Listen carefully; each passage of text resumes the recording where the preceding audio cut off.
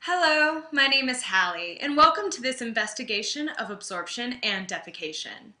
Digestion was completed in the first region of the small intestine called the duodenum, and for the purposes of this review, we're going to pick up in the second region of the small intestine called the jejunum, and then we're going to continue through the lower half of the digestive tract until we reach the excretion of waste material.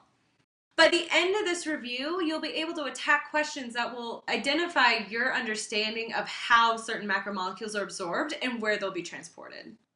Digestion is completed in the small intestine, and after that fluid leaves the duodenum, it's ready for absorption and it will enter into the second and third regions of the small intestine, which are called the jejunum and ileum, respectively. This is a cross-section of a villus, which are finger-like projections of endothelial cells that line the small intestinal tract, and these have even smaller projections called microvilli, which line the surface, and it's appropriate to think of microvilli as the skimmers that go through the digested fluid and pick out the nutrients that we want to absorb. The majority of the nutrients will be able to go directly into the capillary since they're hydrophilic in nature. And one thing to note is that carbohydrates are absorbed as monosaccharides, and there are 3 specific monosaccharides that we're able to absorb directly into our bloodstream. Once these nutrients are absorbed, the capillary system will carry these molecules away from the villi to the liver through the hepatic portal. And this is really important in order to maintain an appropriate concentration gradient that will encourage the villi to continue pulling nutrients out of the small intestine. One other class of macromolecules that we haven't talked about so far are the fats. And you probably remember from organic chemistry that fats just have their own personality because of their nonpolar nature or their hydrophobic nature. So there's this tube in the middle of the villi called a lacteal. And the lacteal is essentially the same as a capillary, but it comes off of the lymphatic system. So the lacteal will accept fats and then carry those fats into the lymphatic vessel. Before we move on to the large intestine, let's take a closer analysis of fat and vitamin absorption. These 3 molecules come together to form triglyceride, which we probably remember from organic chemistry. However, in the lumen of our small intestine, these triglycerides come into contact with other fat-based molecules, things like esterified cholesterols and phospholipids, to form a milky fluid called chylomicron. Now, chylomicron formation in the small intestine is important because it comes into contact with our fat-soluble vitamins, A, D, E, and K. Now, it might be useful to remember these vitamins as DECA on test day.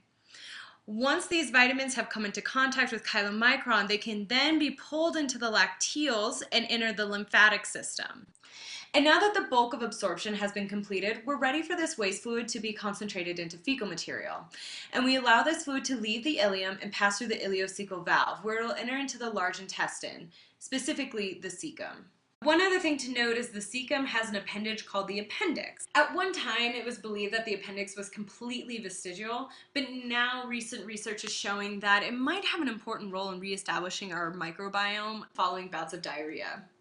After the fluid leaves the cecum, it will pass through the colon. And the regions of the colon are fairly easy to remember. There's the ascending, the transverse, the descending, and then finally the sigmoid colon. Now, it's important to note that the colon is a major site of water and salt reabsorption, and this is important because this allows us to concentrate our waste fluid into fecal material. And any disruption of water reabsorption in the colon, whether we absorb too much or too little water, will cause patients to have either constipation or diarrhea, respectively. And now that the fecal material has been created, it will be stored in the rectum until it's ready for excretion. And our fecal material is composed of 3 main things. One is that there will be some water left over after passing through the colon. There will also be some bacteria, the most famous of which would be E. coli, but there are many species of bacteria that live in our microbiome. And then there's also undigested or indigestible material. This would be things like the fiber in our diet, like cellulose, but this could also just be a surplus of material that we weren't able to break down.